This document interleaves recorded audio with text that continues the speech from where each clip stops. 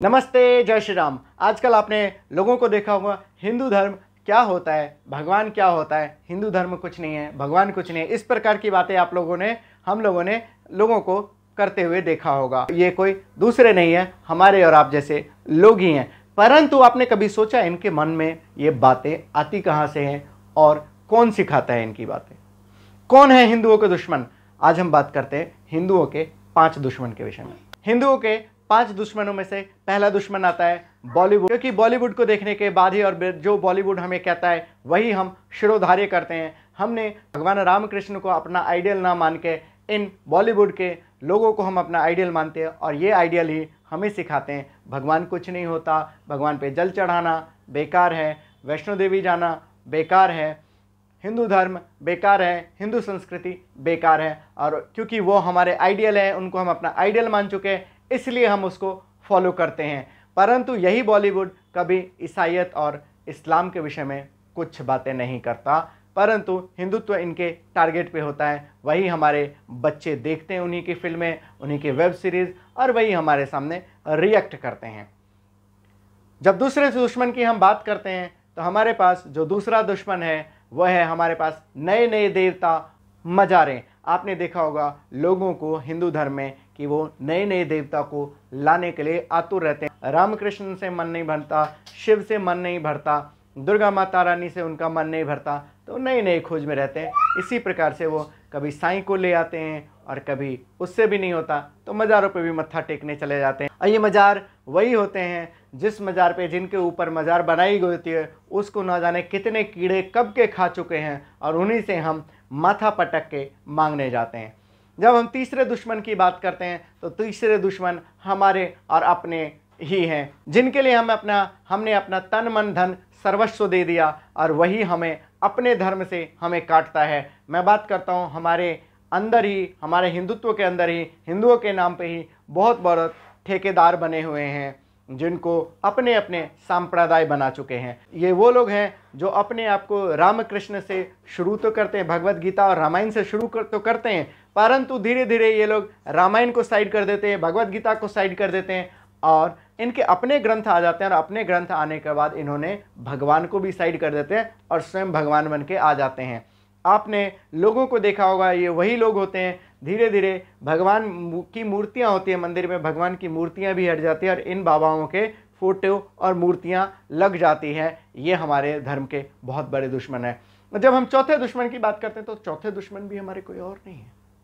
ये चौथा दुश्मन वही है जिनको प्रवचन सुनने के लिए हम इनकी कथाओं में जाते हैं। उनमें हम देखते हैं हमारे अपने ही बहुत बड़े, हमारे हिंदुओं के दुश्मन बन चुके हैं, हिंदू धर्म के दुश्मन बन चुके हैं, जो हिंदुओं को भटकाने का सबसे बड़े कार्य करते हैं। वो है हमारे अपने कथावाचक। आप बड़े नामों को देखेंगे जिनमें से मोरारी बापू है, चित्रलेखा जी है, जय किशोरी जी है, चिन्मयानंद जी हैं, जिनका नाम आपने सबने देखा भी होगा, सुना भी होगा। मैं जब बात कर रहा हूँ जग्गी बसुदेव की, जिसको सदगुरु भी कहते हैं, और उस जग्गी बसुदेव ने भी इस बार 2022 के महाशिवरात्रि के रात्रि में एक मुस्लिम गायक को बुलाते हैं और अली मौला गीत गाए जाते हैं। लाखों हजारों उनके अनुयायी उस गीत पे झूमते हैं। ना जाने कब हम महाशिवरात्रि में शिव जी के गीतों पे झूमने से शुरू होते होते हम अली मौला कब करने लगे, हमें पता ही नहीं चला। कब हमें ये कौन से, और ना जाने हम कौन से अफीम लेके जाते हैं कि हमें ये बाबा जो कहते हैं वही हम सच मान लेते हैं और हमें अली मौला भी करवा लिया जाता है, अल्लाह भी करवा लिया जाता है, और हमें सर्वधर्म संभाव के नाम पे हमें सब कुछ बेच दिया जाता है और हम आंख मूंदे सब कुछ स्वीकार कर लेते हैं। हमारे धर्म को इतना नुकसान पहुंचाया जाता है, परंतु होता क्या है, सोशल मीडिया पे कुछ लोगों ने इसके खिलाफ मुहिम चलाते हैं और मुहिम चलाने के बाद इनके भक्तों को भी लगता है कि हाँ, हम क्या कर बैठे, अली मौला पे डांस कर बैठे, अल्लाह हो अल्लाह पे हमने डांस कर बैठे और ये गलत था। तब जाके वो लोग भी सोशल मीडिया पे अपने अपने बाबाओं को लिखने लग जाते हैं और बाबाओं की नींद खुलती है। तब जाके मोरारी बापू जैसे, जया किशोरी जी जैसे लोग, चित्रलेखा जी जैसे लोग इस पे आके हिंदुओं से क्षमा भी मांगते हैं। और जब हम 5वें और सबसे बड़े दुश्मन की बात करते हैं तो हमारे और आपके बीच में भी ये भी अपने ही जैसे घुले मिले लोग हैं। मैं बात करता हूँ कम्युनिज़्म की। यही कम्युनिज़्म है जो बॉलीवुड में छाया हुआ है, यही कम्युनिज़्म है जो समाचार पत्रों में छाया हुआ है, यही कम्युनिज़्म है जो हमारे टेक्स्ट बुक में छाए हुए हैं, और यही कम्युनिज्म है जो हमारे बड़ी बड़ी संस्थाओं में छाए हुए हैं। सुप्रीम कोर्ट, हाई कोर्ट, सारे जगह बैठे हैं, अपने तरीके से हिंदुत्व को डिफाइन करते हैं, लेकिन कभी ये इस्लाम और ईसाईयत को डिफाइन नहीं करते। ये अब हमारे और आपके ही जैसे अमित, सुमित, पुनित, जय नाम जैसे लोग ही होते हैं, और हम इन पे बहुत जल्दी विश्वास कर लेते हैं, और हम कहते हैं कि ये जो कह रहे हैं ये बिल्कुल सत्य है, क्योंकि ये तो है तो हिंदू ही। और ये ऐसे तथ्य लाते हैं, झूठे तथ्य लाते हैं कि हमको बरगलाया जाता है, और हम उस बात को मान भी लेते हैं। हाँ, भगवान है ही नहीं, राम सेतु तो था ही नहीं, राम तो कभी आए ही नहीं थे। और अब तो ये हमें राम और भगवान कृष्ण तो बहुत पहले की बात है। हमारे अपने जो नए हीरोज़ थे, जिसमें से महाराणा प्रताप, शिवाजी और पृथ्वीराज के विषय में भी ये गलत हमें तथ्य देने लगे हैं, और हम उसको मानने लगे हैं, और हम उनकी बातों में आके हम कहने लगे वास्तव में हिंदू धर्म तो कुछ है ही नहीं।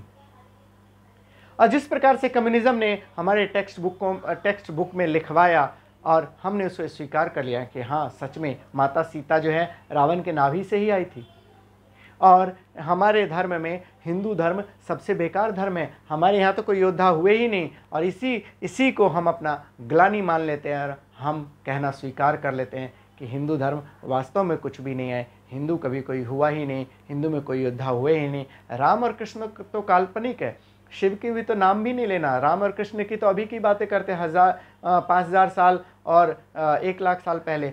शिव तो बहुत पहले की बात की, तो हम इसके नाम ही मत लेना। इसका हिंदू धर्म तो कभी एग्जिस्ट करता ही नहीं था। एग्जिस्ट तो केवल 2 ही धर्म करते थे, ईसाईयत और इस्लाम, और इसको हम स्वीकार कर लेते हैं, हम मान लेते हैं। और इसके बाद आगे का आप लोग ये सोचते होंगे ये तो मैंने कारण बताए कि ये हमारे हिंदू धर्म के कारण है, इसका कुछ उपाय भी हो सकता है। हाँ, तो इसके उपाय भी हो सकते हैं। इसके उपाय ये है, आप कभी नवरात्रों के उपवास रखते होंगे, आप कभी शिवरात्रि के उपवास रखते होंगे, आप कभी जन्माष्टमी के उपवास रखते होंगे, तो आप भगवान को जानने का प्रयास करने ना कि नहीं, क्यों इन ढोंगी बाबाओं के पीछे भागते हैं, क्यों अपना धर्म भ्रष्ट करवाते हैं, अपने कुलदेवियों को भ्रष्ट करते हैं। सबसे आसान तरीका है इसको जानने का कि जब आप जन्माष्टमी का व्रत करें तो भगवद गीता को पढ़ने का प्रयत्न करें, जब आप शिवरात्रि का उपवास करें तो शिव महापुराण का पाठ करें, और जब आप नवरात्रि के उपवास करते हैं तो दुर्गा सप्तशती का पाठ करें, या दुर्गा सप्तशती को पढ़ने का और जानने का कोशिश कीजिए। विश्वास कीजिए, जिस दिन आप ये करने लगेंगे आपको कोई नहीं भटका सकता, और आप कभी नहीं भटकेंगे। और आने वाली पीढ़ी को सबसे बड़ा दायित्व होता है कि आप उनको दे के क्या जा रहे हैं। केवल प्रॉपर्टी दे के जा रहे हैं, सबसे बड़ी प्रॉपर्टी होती है आप उनको अध्यात्म दे के जा रहे हैं, आप उनको अपने धर्म से जोड़ के जा रहे हैं, आप उनको अपने संस्कारों से जोड़ के जा रहे हैं, आप